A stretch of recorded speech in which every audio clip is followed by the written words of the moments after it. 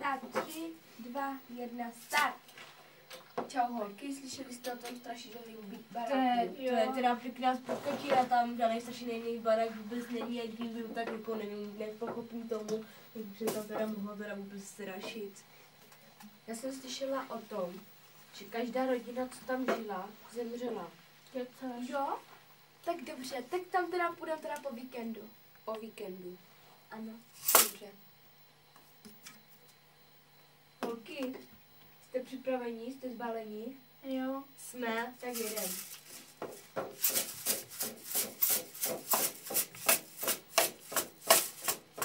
Takže fakt tomu nevěříte, jo? Ne, nevěříme, tak jdem teda dovnitř. No, tak jdeme.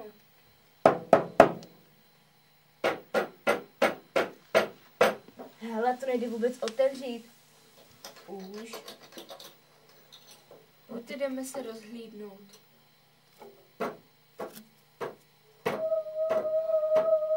Slyšeli jste to?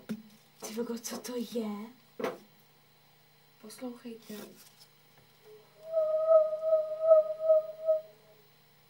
Ty vogo, co to má znamenat? Co to je? Už je asi do mě nějaký strach. Já jsem ti to říkala.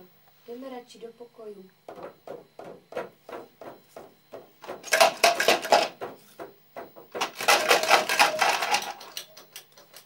Co to bylo? Nějaký takový to bušení, ne? Zavřete na zámek. Buďte tady chvíli a poslouchejte.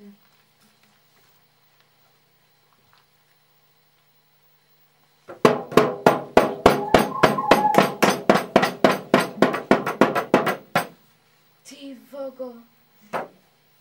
Ty je úplně strašidelný tady. Ve 12 hodin vás propustím, ale jestli to přežijete živý. Co to bylo? Kdo to řekl? Ukažte se nám, pane, kdo jste? Pojďte, jdeme pryč rychle. Utíkáme. Otevřte dveře rychle. To nejde. To nejde, pomoc!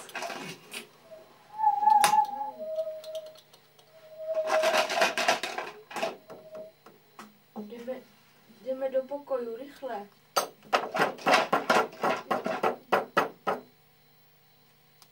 Já mám strach.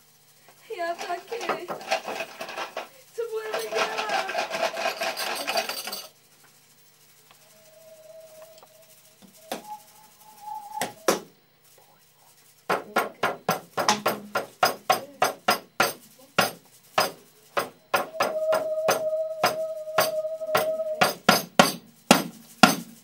Pomoc! Ono mi to... Držte se a nevšímejte si toho. Já mám strašný strach. Hele, holky, ale tady musí být nějaký další východ. Není nikde. Počkejte, tam je nějaká knížka. Tak mi jde. Tak jo. Počkejte, ukažte. Třeba nám to pomůže. Hej, já mám strach, to teda otevřít. Zkus to otevřít. To teda otevřu, no?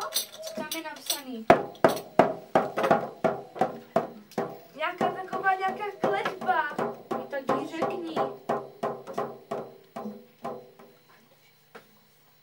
Čáry máry a to všechno skončí.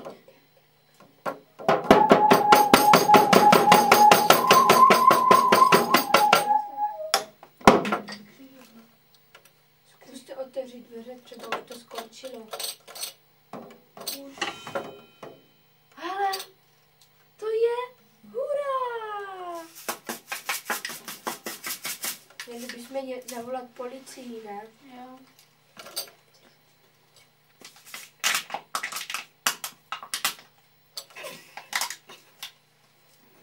Haló? Dobrý den. No, my jsme byli na víkendu taky takový v domě a tady strašně straší, jako nemohli jsme se vůbec jako dostat domů, jako vlastně jako ven a jako prostě tady to strašně jako straší, jako My jsme jako, prostě tady vydali takový zvuky strašidelný. A přežili jsme strašidelný dům.